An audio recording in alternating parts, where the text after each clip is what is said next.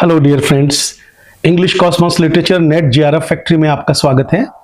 I am doctor Mukesh Pareek and in today's lecture I am going to talk about Dalit aesthetics. Dalit aesthetics को explain करने के लिए हमें सबसे पहले ये सीखना होगा कि दलित एस्थेटिक्स जो है वो philosophy of art and literature का एक बहुत इंपॉर्टेंट टॉपिक है जो काफी इमर्जिंग है।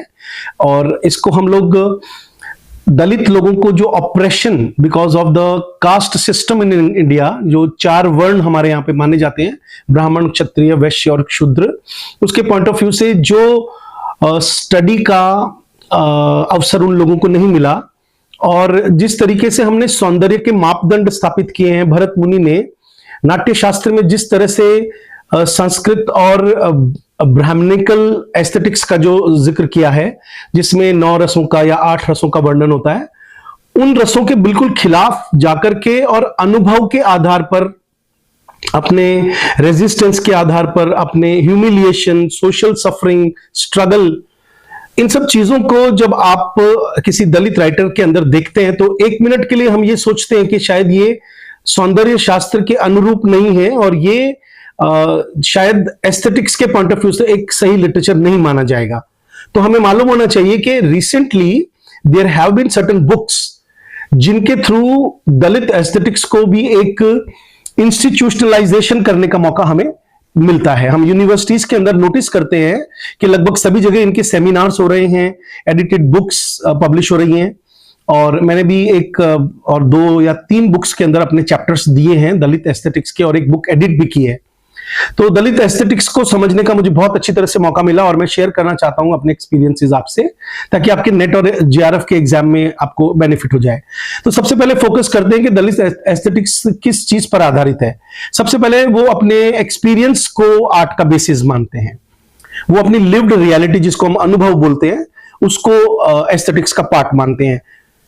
वो प्रोटेस्ट और सोशल ट्रांसफॉर्मेशन को ब्यूटी और प्लेजर से ज्यादा इंपॉर्टेंट मानते हैं।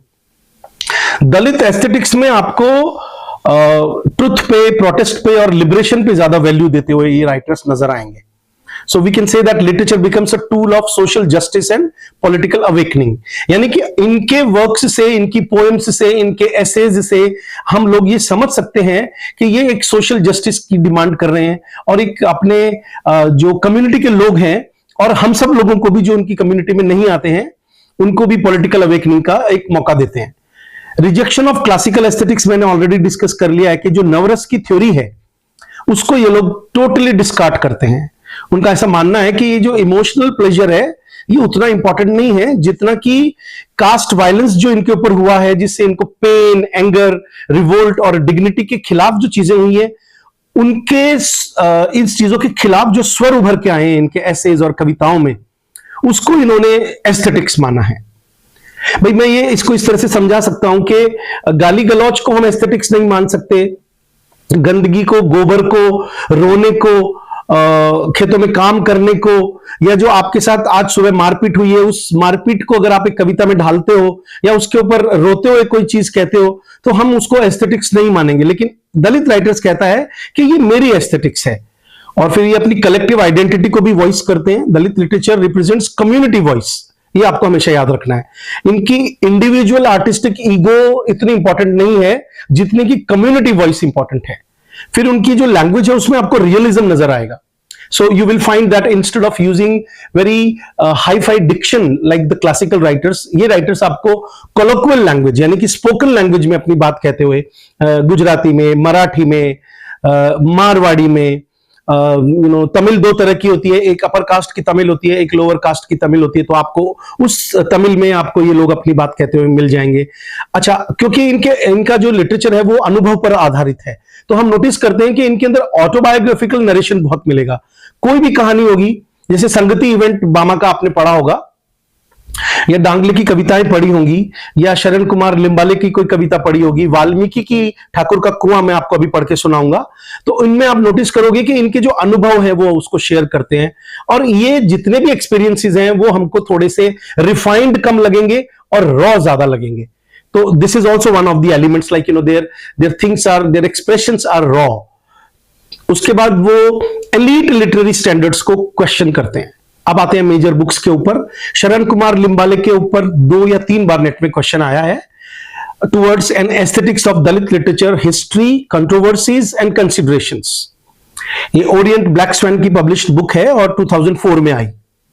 इसमें जो बहुत ज्यादा थ्योरेटिकल कॉन्सेप्ट्स हैं उनको इन्होंने डिस्कस किया है कि मेरे experiences as a Dalit writer क्या है, मैं एज ए दलित जो सप्रेशन और ऑपरेशन में जो भुगत चुका हूं उसको मैं प्रोटेस्ट के थ्रू और सोशल ट्रुथ के जरिए इस किताब के थ्रू कहना चाहता हूं। फिर अर्जुन दांगले का नाम आता है, जिन्होंने पॉइजन्ड ब्रेड 1992 में लिखी, जिसका सब टाइटल है translations from modern Marathi Dalit literature. ये ओरिएंट की ब्लैक स्वैन की बुक है और ये एक लैंडमार्क एंथोलॉजी है। मैं बहुत सारे सेमिनार्स में गया हूं दलित लिटरेचर के, और मुझे वहां पे हर जगह इन पे अर्जुन दांगले पे कोई ना कोई पेपर मिला है। तो इनके अंदर वो पोएट्रीज हैं, इनके अंदर स्टोरीज हैं, एसेज हैं। ओम प्रकाश वाल्मीकि की 2 वॉल्यूम्स में झूठन नाम की बुक आती है। हमारी क्लासरूम्स में, ऑफलाइन क्लासरूम में लगभग सभी स्टूडेंट्स को मैं वो बुक अपनी तरफ से देता हूं ताकि वो उसको पढ़े एक बार। तो उसका जो सबटाइटल है वो 2003 में वो बुक आई है, झूठन अ दलित लाइफ। कोलंबिया यूनिवर्सिटी प्रेस से भी छपी हुई है और ये एक ऑटोबायोग्राफिकल वर्क है in which he is discussing the Dalit aesthetics of experience and memory. तो हर तरीके से जानवर की खाल को निकालना, पिटाई खाना, किसी लड़की से अगर मान लीजिए अपर कास्ट की लड़की से प्यार का इजहार कर दिया और जैसे उसको पता चला कि ये एक दलित लड़का है जबकि वो बहुत अच्छी नौकरी में है, तो किस तरह से उससे कन्नी काट लेना, इतने अपने तरह तरह के अनुभव इन्होंने शेयर किए हैं। फिर गोपाल गुरु एंड सुंदर सुरकाई का एक वर्क है, एक बार मैं नाम दोबारा बोल देता हूं, Gopal Guru and Sundar Sarukkai, the cracked mirror, an Indian debate on experience and theory. ये ऑक्सफोर्ड यूनिवर्सिटी की फेमस किताब है और it discusses the experience versus theory which is a key debate in the Dalit experience and Dalit aesthetics. उसके बाद के Satyanarayana and सूजी थारू, ये दोनों एडिटर्स हैं और इन्होंने मिलकर के 2011 में एक बहुत फेमस बुक निकाली है, नो अल्फाबेट इन साइट। सब टाइटल है new Dalit writing from South India. Penguin की बुक है तो बहुत फेमस है और इसमें ये एक्सप्लोर करते हैं जितने भी अब तक के लिटरेरी मूवमेंट हुए दलित राइटिंग के अंदर और उनमें जिस तरह के एस्थेटिक्स का इन्होंने इस्तेमाल किया है साउथ इंडिया में पर्टिकुलरली, उसको इन्होंने इसमें जगह दी है। दूसरी बुक भी के सत्यनारायण और सुजी थारू की है एज एन एडिटर्स, उसमें उसका नाम है steel nibs are sprouting, new Dalit writings from South India. इसका वॉल्यूम नंबर 2 है, हार्पर कॉलिंस ने पब्लिश की है। And in this they show that how Dalit literature reshapes literary aesthetics through resistance narrative. क्योंकि दलित लिटरेचर के अंदर जो नैरेटिव होगा वो रेजिस्टेंस का होगा, क्योंकि आप और हम लोग मिलकर के इनकी लिखी कविता को कविता मानने को तैयार ही नहीं होंगे। हम सोचेंगे कि इसमें तो वो यूजुअल मेटाफर नहीं आ रहा है, वो कमल का, गुलाब का, वो पहाड़ का, वो खूबसूरती का, वो सफाई का, वो चिकनी चमड़ी का, वो गोरी प्रेमिका का, वो सुंदर नयनों का।